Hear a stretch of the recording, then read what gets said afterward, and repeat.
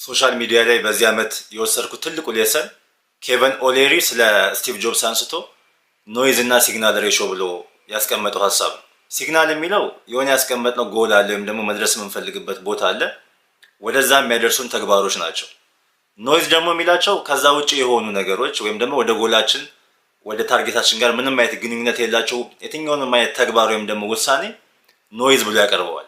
እና ስቲቭ ጆብስ ምንድን ነበር የሚያደርጉት? ለጎላቸው ወይም ደግሞ ላስቀመጡት ታርጌት በጣም ይጠቅማል የሚሉትን 5 ታስክ ወይም ደግሞ ስራ ይለያሉ። ከዛ የመጣ ይመጣል እንጂ በዛ ቀን እነዛ 5 ታስኮች ምን ይደረጋሉ? ይፈጸማሉ። አትሊስት ማድረግ ካልቻለ 80%ቱን በዛ ቀን ያደርገዋል። ምንም አይነት ዲስትራክሽን ወይም ደግሞ አጣዳፊ ነገር ሊመጣ ይችላል።